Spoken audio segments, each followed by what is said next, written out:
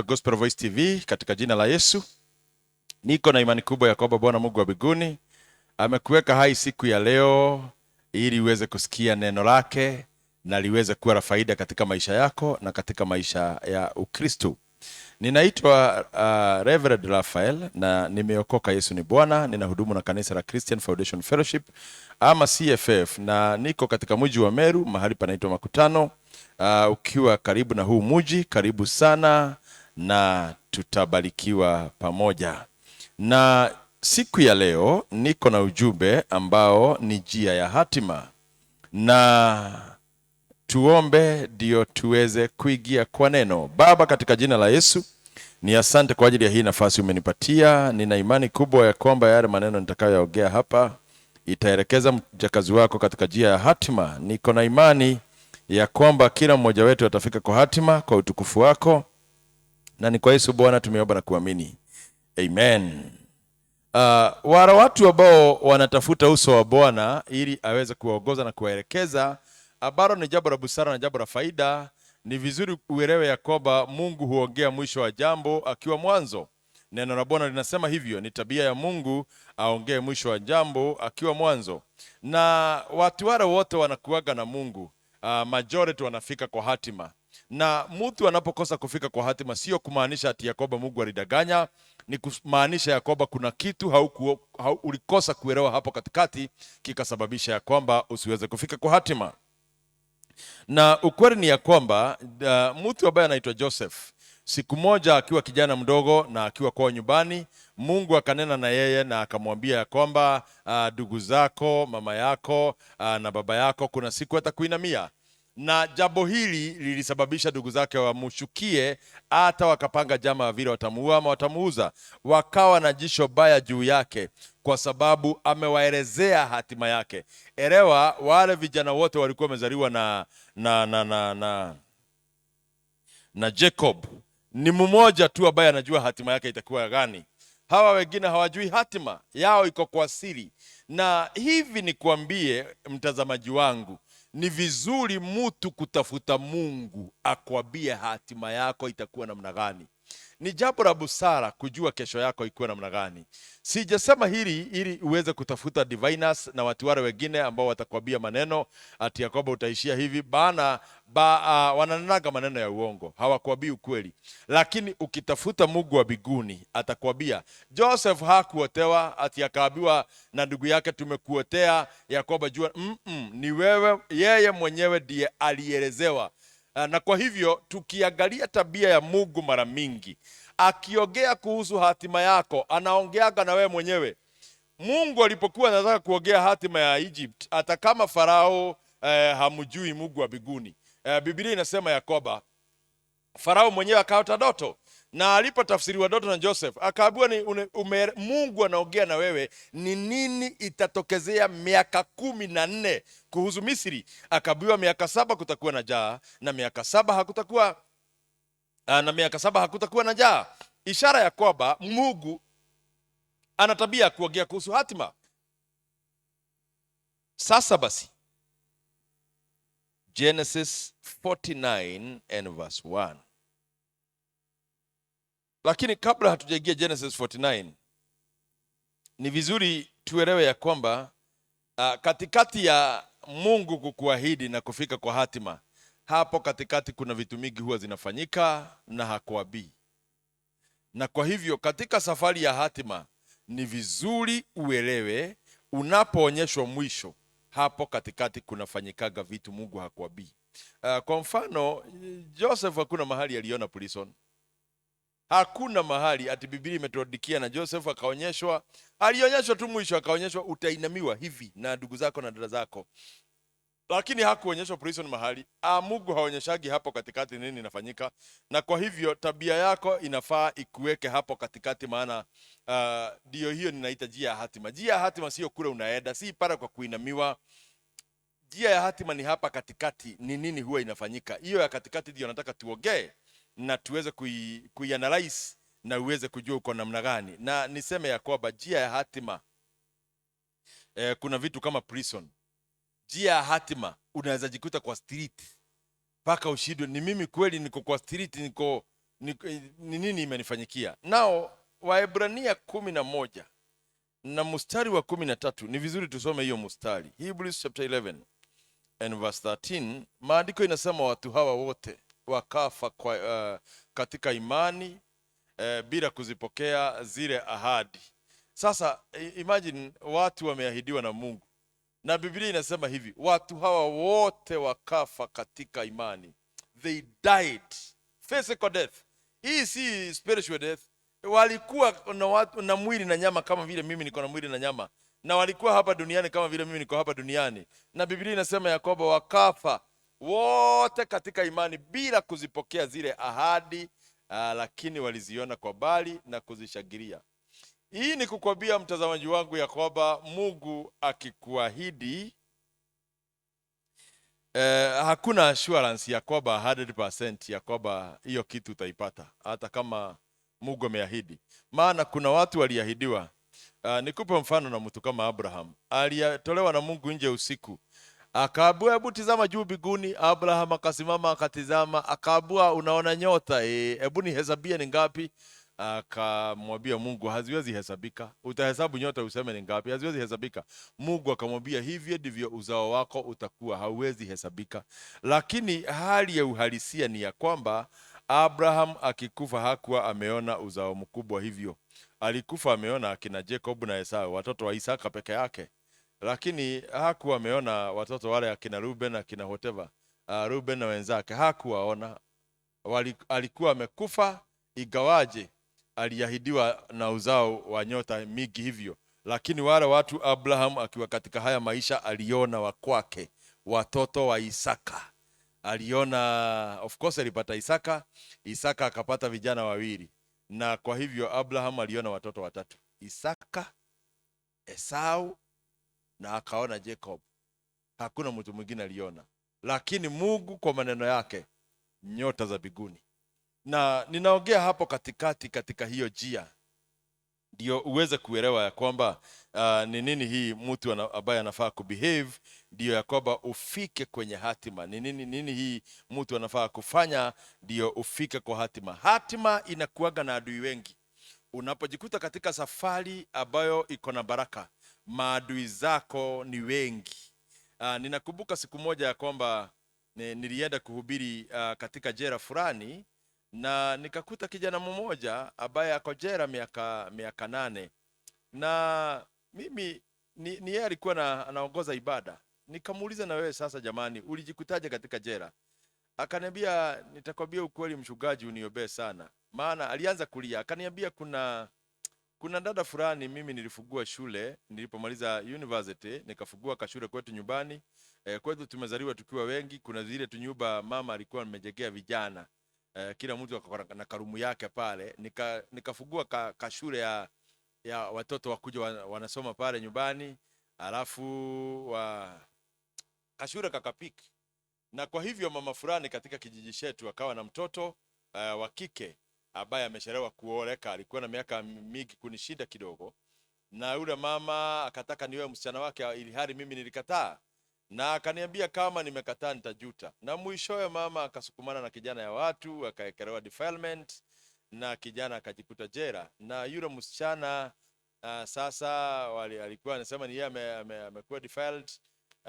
Mambo ikaenda hivyo. Baada ya miaka 10 ndio msichana, miaka 8 si 10, ndio msichana anakuja kuambia yule kijana, maana alikuwa ananiambia huyo msichana alitoka hapa last week kuniambia ya kwamba pole, nilikuwekelea, siku anajua itaenda namna hii, nilisukumwa na maneno, nikaambiwa nikuwekelea maana umekataa kunioa. Sasa hatima ya kijana inapotea kwa sababu ya mtu ambaye alimwekelea. Kuna watu wako jela na ni makosa ambao hawakufanya, ni kuwekelewa aliwekelewa.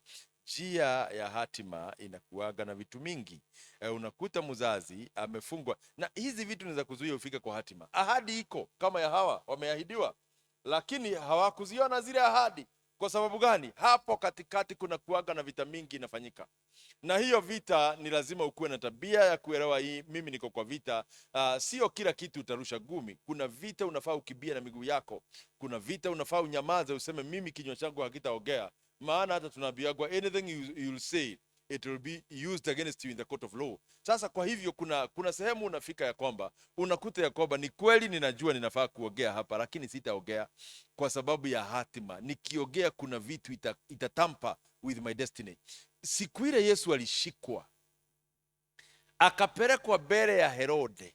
Herode alimuuliza maswali na Yesu akanyamaza, hakujibu kitu. Na kwenye kunyamaza kwake kulimsaidia katika hatima. Maana Herode alisema mimi sijaona kitu ya kufanya huyu mtu asulubiwe. Kwa hivyo akamrejesha kwa Pilate. Pilato naye anamuuliza maswali pia, mengine anajibu, mengine ananyamaza.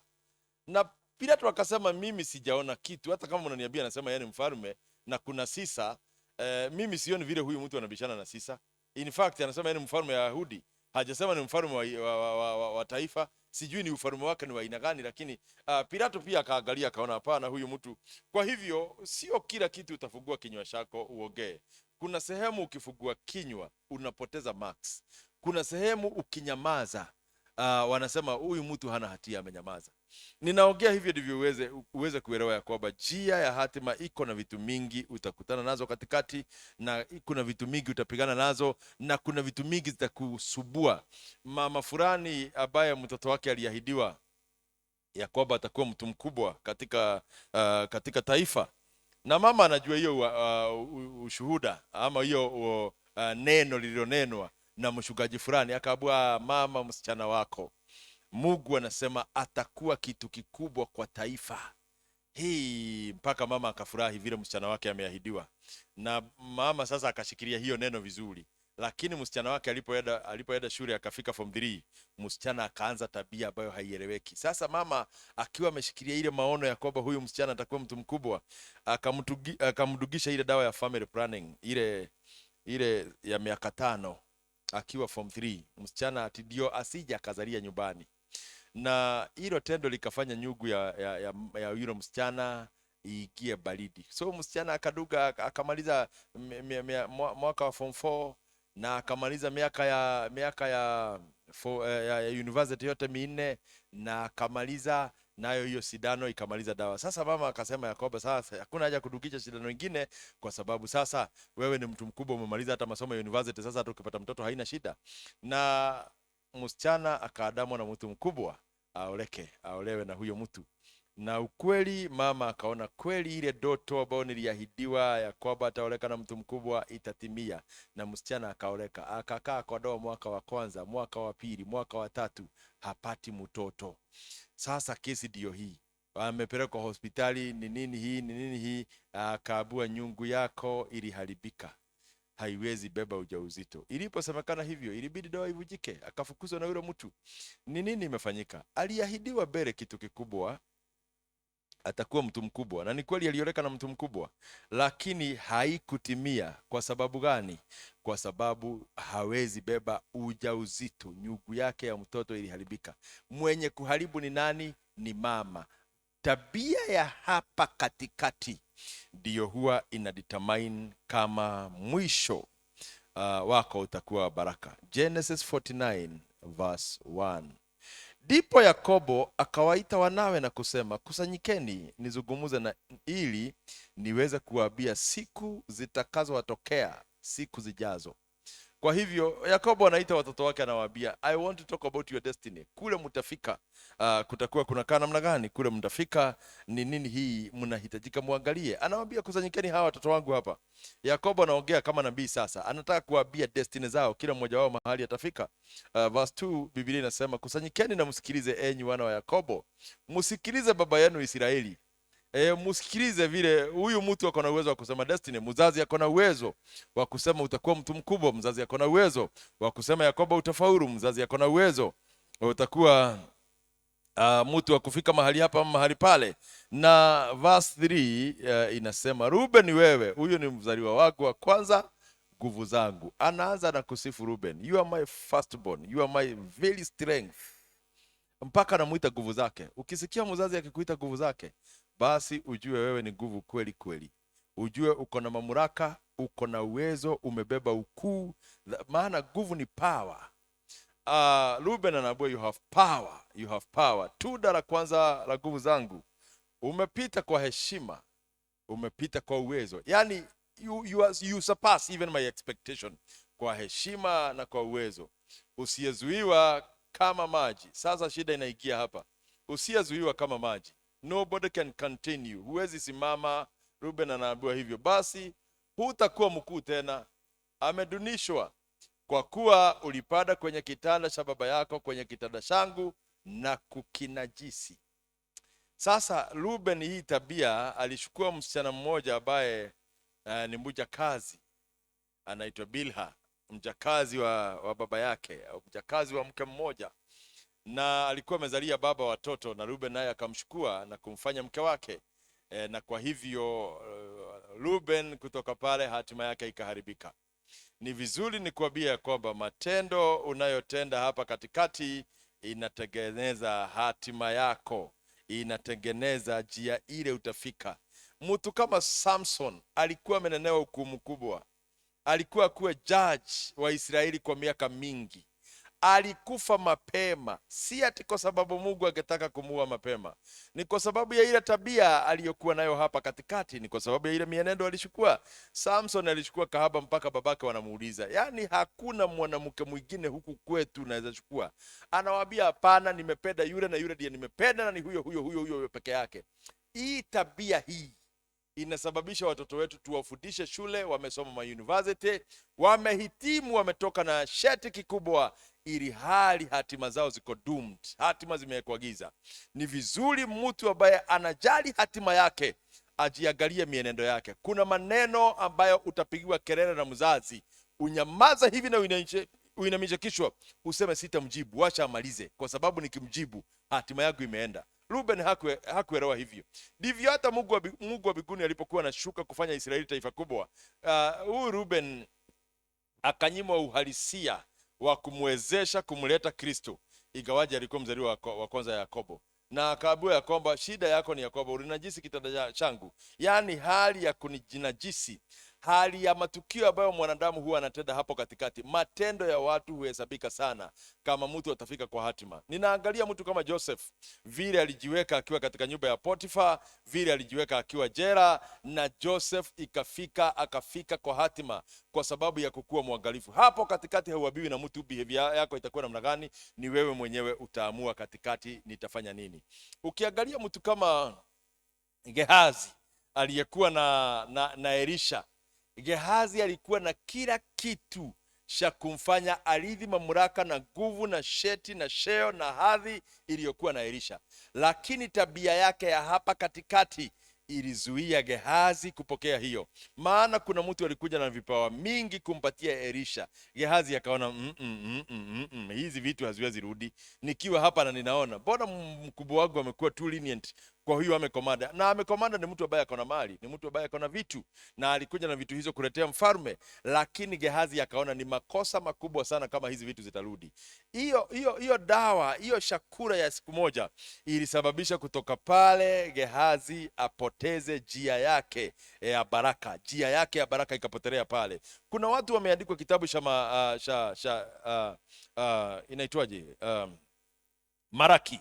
Biblia inasema ya kwamba watu wanakuwa kiogea ovyo ovyo, wanasema ya kwamba kwani kumuogopa Mungu ni nini hiyo? Lazima tumuogope Mungu. Hata wale ajabu hawajaogopa Mungu tunaona maisha yao ikifaulu.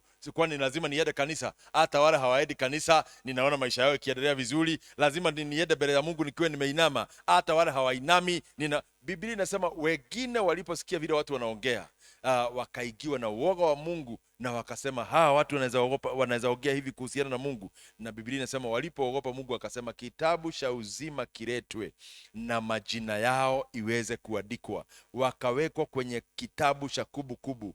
Kwa sababu gani? Kwa sababu walionyesha uoga wa Mungu. Mungu hakwambii hapa katikati.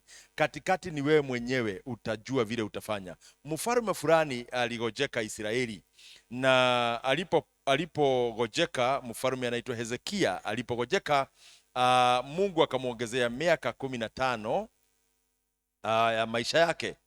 Na alipopona, kuna mfalme alikuja kumuona. Mfalme akasema vile Hezekia amepona, nitaleta tribute zangu kwake, na kwa sababu ya kutumaniwa tribute, mfalme, kuna watu walituma waje kwa Hezekia. Walipotumwa, Isaia akaja akamuuliza, na hao watu wamekuja walikuwa nataka nini? Akasema akaulizwa, umewaonyesha nini? Akasema, nimewaonyesha kila kitu mpaka bedroom yangu.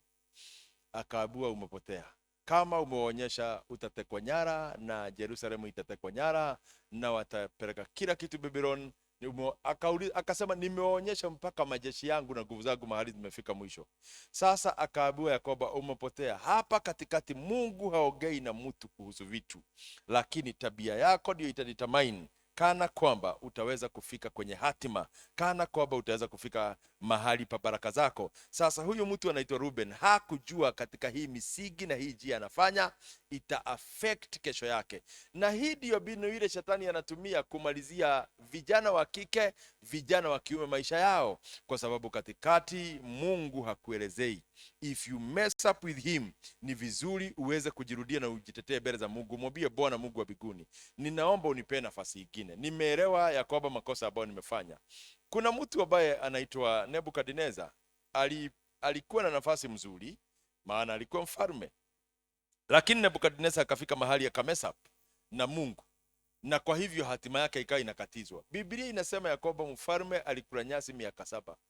Lakini baada ya kipindi cha miaka 7, Biblia inasema kitabu cha Danieli, akafungua macho yake akaangalia juu mbinguni hivi, na wakati huo akili yake inakaa kama ya mnyama. Akasema, na kule mbinguni kuna Mungu anaishi. Mpendwa, anayewezesha watu kufika kwa hatima ni Mungu. Mimi sijui kwa nini upembelezwa kwenda kanisa. Mimi sijui kwa nini upembelezwa kuomba. Sijui kwa nini upembelezwa kutafuta Mungu akuwezesha kufika kwa hatima. Mimi sijui kwa nini ulazimishwa kujitolea kwenye kazi ya Mungu. Maana katika hizi zote they count in your destiny. Destiny haina ati ni hapa. Ni Mungu hufikisha watu.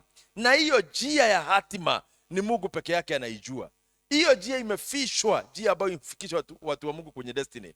Maana kuna watu wamefaulu maishani, ukimuuliza ni nini hii ulifanya, hawezi kukwambia ni nini ulifanya. Lakini uhalisia ni huu.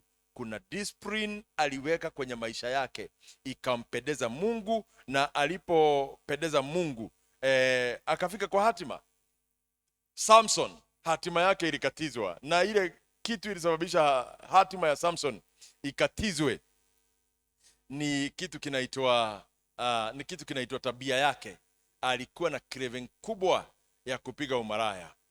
Na kuna watu wamekatiziwa hatima na kuabudu miungu. Umeenda kwa diviner, ukainamisha kichwa hivi, ukaoba, ukaobewa, na ukweli Mungu hajakutuma, ni njia umepotea. Mimi ninakuomba katika jina la Yesu, maana wewe uko na hekima, wewe uko na uwezo. Nenda kwa Mungu umpembeleze. Biblia inasema he is God of another chance. Ako na uwezo wa kufanya huyo mtoto wako mlevi aache pombe. He is God of another chance. Ako na uwezo wa kufanya hiyo magonjwa imeandama jamii yako, ya kwamba kila wiki mnaenda hospitali. Yaani umenunua dawa mpaka saa hii. Mtoto akishika joto hivi, hauhitaji kwenda kwa daktari kuandikiwa, unajua ni nini. Unaenda chemist, unawaambia nipatie antibiotic fulani, nipatie dawa fulani, na ukikapatia kanapona katoto. Na wewe sio daktari, ni vile umenunua madawa mpaka unazijua. Nataka nikwambie, there is God of another chance. Anaweza kukupatia nafasi nyingine. Ni kweli ulifutwa kazi, usivujikie moyo hapo. Njia ya hatima Mungu huhusika. Kuna watu waliahidiwa, tumesoma hivyo, lakini hawakufika kwenye hatima zao, na kilichozuia wafike kwenye hatima ni kwa sababu hawakuweza kuelewa vile mtu anafaa kufanya hapo katikati. Nimesema kitu moja, ile mwanadamu anafaa kufanya hapo katikati ni kukua mwangalifu kwenye tabia yako. Watu wale wote, Joseph kama angejishikanisha na mke wa Potifa, nataka nikwambie hangepata nafasi ya kusimama mbele ya Farao. Kilichompatia nafasi ya kusimama mbele ya Farao na kufanyika mtu mkubwa ni kwa sababu alijiepusha na mke wa Potifa. Gehazi kama angejishika, aseme mkubwa wangu amekataa hizo zawadi, hatuzitaki, wacha aende nazo. Lakini Gehazi hakusema hivyo, alikibizana na zile zawadi akachukua, na Biblia inasema akapata ukoma ule ulikuwa na Naaman. Na kwa hivyo njia ya hatima kuna jinsi ya kujiangalia. Vitu zile zinatoa watu katika njia ya hatima. Number 1 ni kucrave for mali ambao sio halali. Number 2 ni kujiingiza katika hali ya umaraya. Namba 3 ni kuumiza mioyo ya watu. Ukiumiza mioyo ya watu zaidi, itahakikisha ya kwamba hautafika kwa hatima. Namba 4 ni ukiinuliwa unajiripisa kizazi. Ukijiripisa kizazi kwenye maisha ya watu, inasema ya kwamba hautafika kwa hatima. Namba 5 ni kutoroka kwa Mungu. Wakati uko kwenye njia yako ya kufika kwa hatima, ile nuru inakumulikianga kwenye miguu ndio uweze kufika kwa hatima, ni nuru itokanayo na Mungu. Ile command watu wanapewa wakuondokee njia, wakutegee njia uweze kufika mbele, hiyo command ni Mungu huwa anapeanaga kwa watu. Ana command watu, anasema patieni huyu njia aweze kufika mbele. Ile hekima ya kuongea maneno watu watashika, na kunena maneno iko na uzima na uhai ndani yake, hiyo hekima ya kuongea ni Mungu huwa anapeana. Na kwa hivyo mtu yeyote anafikanga kwa hatima, mkono ya Mungu huwa inahusika. Biblia inasema yeye huahidi mwisho akiwa mwanzo. Na kwa hivyo ukineglect Mungu na ukuwe na tabia ya kujinajisi katikati, maana kuna watu wamejinajisi katikati, unakuta hao watu wote hawakufika kwa hatima. Jambo lingine ambalo ni la mwisho ni mtu kujitenganisha na watu wao. Mtu akitenga watu wao hafiki kwa hatima. Daudi alipoahidiwa mfalme, hata kama watu wao walikuwa wamemshukia kiwango fulani, Biblia inasema alipopigwa akaingia kwa kevu fulani, Daudi akiwa katika ile cave, mama yake, baba yake na ndugu zake walimfuata katika ile cave. Daudi hakujitenganisha na watu wao. Ukiinuliwa usijitenganishe na watu wako. Katika njia ya hatima, watu wenu watashagia kama utafika. Nataka nikuombee kwa sababu ninataka ufika kwa hatima. Baba, katika jina la Yesu, neno lako linasema ya kwamba hauwezi ongea uongo, na nimepatia watu wako neno ambalo litawawezesha kufika kwa hatima. Ninaomba ya kwamba ambaye amenisikiza ya kwamba utamuinua, na chochote ambacho kimezuia afike kwa hatima, you are the Lord of another chance. Ninamwombea huyu ambaye amenisikiliza, umpatie nafasi nyingine ya katika maisha. Ulipatia Nebukadneza, alikula nyasi miaka 7 na baada ya nyasi akarudi akasimama mbele zako na akakubarika tena akiwa mfalme.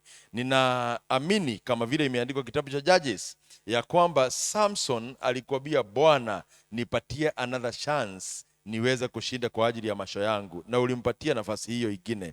Ninaomba ya kwamba Bwana utamwezesha na utampatia ushindi huyu ambaye ananisikiza, na hatima hii imetwaliwa na ulevi na pombe. Bwana, ninaomba ugairi hasira na ujishikie huyu, umregesha kwenye hatima yake. Hatima hii imetwaliwa na roho ya umaraya. Bwana, ninaomba ya kwamba utalehe kwa rehema zako, na hii kilio cha huyu mzazi ukisikie, maana huyu mtoto ni mlevi na amesababisha mpaka mzazi hana amani. Legesha huyu mtoto kwa hatima Bwana, na nuru yako imwangazie. Ninawaombea hawa ambao wamenisikiliza siku ya leo, uwatende wema na kusipatikane hata mmoja ambaye atapotea. Kuna huyu ako na matamanio makubwa sana ajenge nyumba, mpatie fedha, maana hatima zote ziko mikononi mwako, na wale ambao huwa unapenda unawafikisha. Uinuliwe na uhimidiwe Bwana kwa kuwa mwema, na ni kwa Yesu Bwana tumeomba. Amen. May God bless you. Ninaitwa Pastor Raphael. Ninahudumu kutoka Meru, mahali panaitwa Makutano. Ukijikuta katika hii maeneo ya Meru, ninakukaribisha kanisa la CFF la Meru.